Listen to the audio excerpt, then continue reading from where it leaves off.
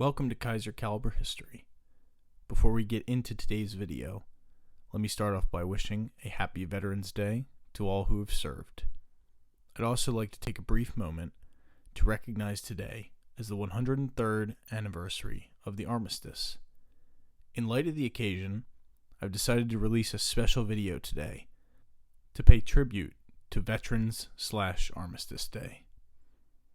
The subjects of today's video are a group that have fascinated and inspired me since the day I first found out about them.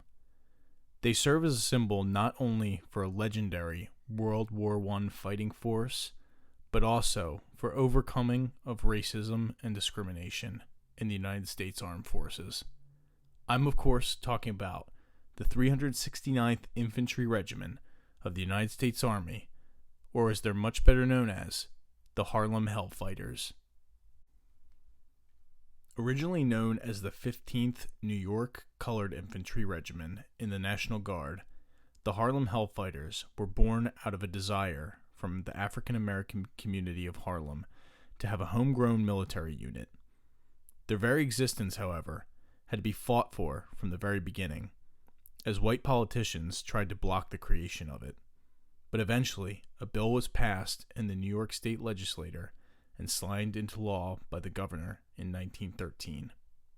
However, the unit wouldn't officially be formed until 1916, and they struggled in recruitment originally, but found more success when a local popular musician by the name of James Reese Europe joined in 1916.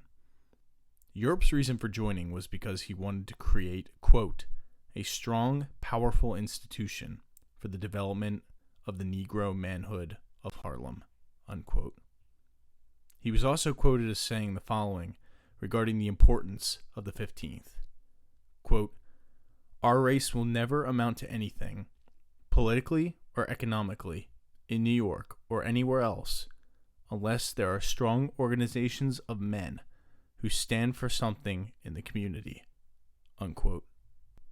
Europe, being a musician, also wanted to create a regimental band within the unit, and he secured $10,000 in funding to do so. After the United States joined the war in 1917, the 15th began training. During this time, a farewell parade for the ironically named Rainbow Division took place. The division was a collection of National Guard units from more than 24 states. The Hellfighters were not allowed to join because, quote, black is not a color of the rainbow, unquote. This experience was somewhat cordial compared to the harassment they faced during training in the southern U.S. In South Carolina, they were verbally harassed by the locals. In Texas, locals tried to frame members of the 15th for crimes they didn't commit, and violence between men of the 15th and locals in Houston claimed 20 lives. Things got so bad that the leader of the 15th, William Hayward, who was white, petitioned the Secretary of War for an early deployment for the 15th to France. Despite their challenges at home, the Hellfighters did eventually deploy to France. They didn't have much to do when they first arrived, but the regimental band was such a hit with the locals that Hayward used their fame to convince John Pershing, the leader of the American forces, to assign them to combat. In March of 1918, the Hellfighters were redesignated from the 15th to the 369th Infantry and attached to the 16th Division of the 4th French Army, partially because many white Americans refused to fight alongside them. They found much more acceptance with the French than with their own forces, as the French had been integrated with their colonial African troops for quite some time. Once the Hellfighters got into battle, they were heavily involved. At one time, they spent a full 6 months in combat, 191 days to be exact, which was more than any other unit in the First World War. This took a toll, and they incurred heavy losses, with 144 killed and nearly 1,000 wounded. The unit became known for its grit, and that soon became their reputation. This is what earned them their Hellfighters nickname. They were also known by the other nicknames, such as the Black Rattlers and the Men of Bronze. They were absolutely a standout unit, but probably their most decorated member, who embodied the spirit of the unit most, was Private Henry Johnson. Previously a rail station porter in Albany, New York, he joined the unit in 1917, but he became a legend in the Argonne Forest in 1918 when he fought off a 36-man German raid on his outpost with grenades, the butt of his rifle, a knife, and his bare hands. He killed 4 of the attacking Germans and drove off the rest, and in the process rescued a fellow soldier. During this raid, he sustained 21 wounds. This action earned him a posthumous Medal of Honor presented by President Barack Obama in 2015, the French Croix de Guerre, and the nickname Black Death. He was the first American to win the Croix de Guerre, but Johnson was far from the only man from the Hellfighters to win honors. A total of 100 men from the Hellfighters were presented with either a French or American honor for their actions during the war. After their fierce 6 straight months of fighting, the unit ended the war quietly, moving to a less active sector where they served out the remaining months until they were relieved from duty in December of 1918. They returned to the United States and were demobilized in February of 1918 and returned to the National Guard. The press in the United States had covered the achievements of the 369th heavily during their deployment, and when they returned home, they were greeted with a hero's welcome. In an amazing ironic twist, they partook in a victory parade up Fifth Avenue in New York City, the same place where before the war they were forbidden to take part in the farewell parade. During the months following the end of the war, the Hellfighters band continued to be active, going on a tour throughout the Northeast and Midwest of the United States. However, after the death of James Reese Europe from a stabbing by one of the other members of the band, they didn't do nearly as much work.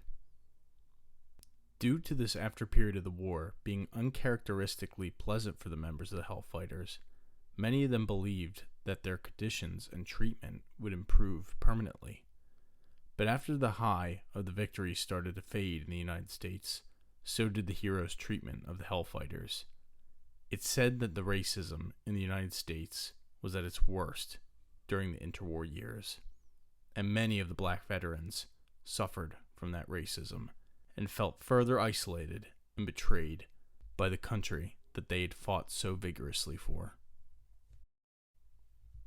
So what can we learn from the story of the Harlem Hellfighters in World War I? One is that at this time, service for one's country didn't guarantee respect if the person who served was of a marginalized group. The Jews of Germany and Austria-Hungary who fought in World War I for their respective countries would suffer the same fate, returning to countries still filled with hatred for them, and eventually being discarded as if they were trash. I can't even imagine how this must have felt. To leave a country where you suffer injustice, serve that country, and come back to victory parades and a hero's welcome, only to find that in reality, your conditions haven't improved at all, even after all your personal sacrifices. The sad reality for the Hellfighters is that they returned to a country where Woodrow Wilson was president and screening Birth of a Nation at the White House, giving new life to an invigorated KKK. They lived and fought in a time where racism ran rampant, and their duty to their country, unfortunately, wouldn't change that. However, what it did change was how many viewed the presence of African Americans in the U.S. Armed Forces. One thing that even the most racist of people couldn't deny was that the Hellfighters were a force to be reckoned with, and that in the next war, they'd want them fighting on their side. I like to believe that the Harlem Hellfighters, with their toughness and grit shown during World War I, paved the path for desegregation in the U.S. Armed Forces that would take place years later. To end the video, I'll leave you with their unit motto, which couldn't be more symbolic of what this group of men stood for. Quote, "Don't tread on me. Goddamn, let's go." Unquote. Thank you so much for watching. I hope you enjoyed this video and learned something from it, and maybe even inspired you to do some research into the Harlem Hellfighters by yourself. I know every Veterans Day, I like to reread their story, as it always stood out to me as one of the most inspiring of the First World War. As always, links to all references will be in the description below. Feel free to check them out. Till next time, this has been Kaiser Caliber History, and a happy Veterans Day and Armistice Day to all, lest we forget.